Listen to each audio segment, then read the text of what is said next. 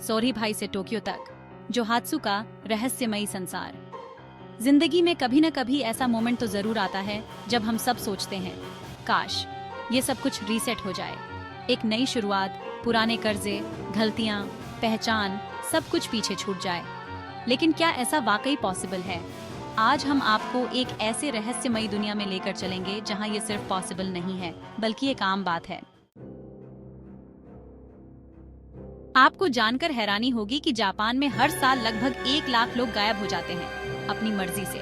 जी हाँ, आपने सही सुना। जोहात्सु जापान का एक ऐसा सच है जो हमें सोचने पर मजबूर करता है। ये लोग कौन होते हैं, क्यों गायब होते हैं और कैसे? इन सवालों के जवाब आपको हैरान कर देंगे। जोहात्सु का मतलब होता है गायब होना, और ये शब्द बिल्कुल सही बैठता है इस फेनोमेनन पर। जो लोग जोहात्सु का सहारा लेते हैं वो अक्सर कर्ज में डूबे होते हैं, नौकरी चली जाती है, या फिर रिश्तों में इतने उलझ जाते हैं कि भागना ही एकमात्र रास्ता दिखता है। और इसी भागने के खेल में उनकी मदद करते हैं नाइट मूवर्स। ये लोग पैसे लेकर दूसरों को गायब करने का काम करते हैं। एक रात में बिना कोई सुराग छोड़े ये लोग आपको आपकी जिंदगी से गायब कर देते हैं। नाइट मूवर्स आपको नई पहचान दिलाते हैं, आपके सारे कागजात गायब कर देते हैं और आपको एक नई जिंदगी शुरू करने का मौका देते हैं। एक ऐसी जिंदगी जहां आप पर कोई कर्ज नहीं, कोई जिम्मेदारी नहीं, सिर्फ आजादी है। लेकिन क्या ये वाकई इतना आसान है? क्या जिंदगी से भागकर हम सचमुच खुश रह सकते हैं? नाइट मूवर्स का तरीका बड़ा ही दिलचस्प है। ये लोग किसी जासूस से कम नहीं होते। सबसे पहले वो आपकी पूरी जानकारी इकट्ठा करते हैं, आपके कर्ज, आपके रिश्ते, आपकी आदतें, सब कुछ। फिर वो आपके लिए एक नई पहचान तैयार करते हैं, नया नाम, नया पता, नया काम। इसके बाद शुरू होता है गायब होने का खेल। नाइट मूवर्स आपको ऐसी जगह ले जाते हैं जहां आप पर किसी की नजर न हो।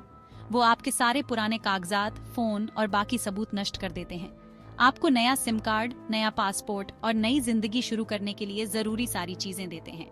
इसके बाद आपको एक नई जगह पर शिफ्ट कर दिया जाता है जहां आपको कोई नहीं जानता, और बस आप गायब। लेकिन ये सब इतना आसान नहीं होता जितना लगता है। नाइट मूवर्स को चकमा देना आसान नहीं होता, और पुलिस भी इनके पीछे लगी होती है। भाग 3। ये जो जोहात्सु का फेनोमेनन है वो सिर्फ भागने का खेल नहीं है, बल्कि ये जापानी समाज की गहरी समस्याओं को भी दिखाता है।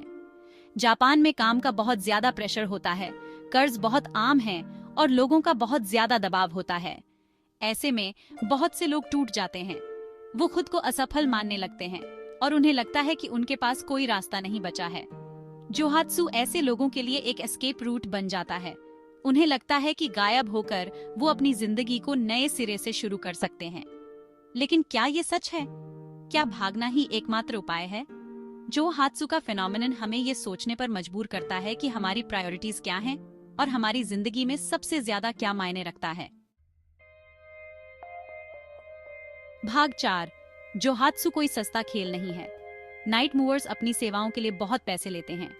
एक जगह से दूसरी जगह जाने के लिए आपको कम से कम 50,000 येन यानी लगभग 35,000 रुपये खर्च करने पड़ सकते हैं। लेकिन अगर आप अपनी पूरी पहचान बदलना चाहते हैं तो आपको लाखों येन खर्च करने पड़ सकते हैं। ये पैसे आपके कर्ज, आपकी जरूरतों और नाइट मूवर्स कितने मशहूर हैं इस पर निर्भर करते हैं। लेकिन सवाल ये है कि क्या ये कीमत चुकाना सही है? क्या अपनी जिंदगी को नए सिरे से शुरू करने के लिए इतनी बड़ी कीमत चुकानी चाहिए? जोहात्सु का बिजनेस एक अजीबोगरीब इंडस्ट्री है जहां लोग अपनी मजबूरियों का फायदा उठाते हैं।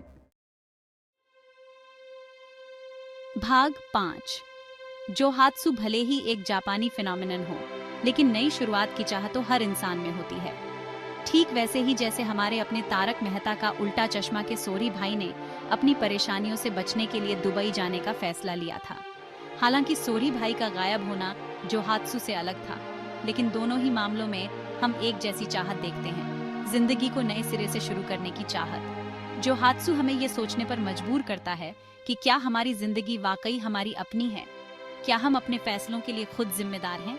और क्या भागना ही हमेशा गलत होता है? ये ऐसे सवाल हैं जिनके जवाब हमें खुद ढूंढने होंगे। आउटरो। जोहात्सु का रहस्यमयी संसार हमें कई सवालों के साथ छोड़ देता है। क्या ये वाकई एक नई शुरुआत है या फिर भागने का एक तरीका? जापान में जोहात्सु कानूनन गलत नहीं है, लेकिन क्या ये सही है? ये सवाल हमेशा रहेगा। जोहात्सु जापानी समाज के दबाव और लोगों के मन की परेशानियों को भी दिखाता है। हालांकि जोहात्सु जापान में ज्यादा होता है, लेकिन नई शुरुआत की चाह तो हर जगह होती है। जोहात्सु हमें अपनी जिम्मेदारी, कर्ज देने वालों के हेक्यू और परिवार पर पड़ने वाले असर के बारे में सोचने पर मजबूर करता है। आज के जमाने में जहां हर जगह कैमरे लगे हैं, वहां सचमुच गायब होना और भी मुश्किल हो गया है। क्या आप जोहात्सु की दुनिया और इसके बारे में और जानने के लिए तैयार हैं? अगर हाँ, तो इस वीडियो को अभी देखें। ऐसे ही इंटरेस्टिंग वीडियोस देखने के लिए थिंक विंग्स को सब्सक्राइब करें।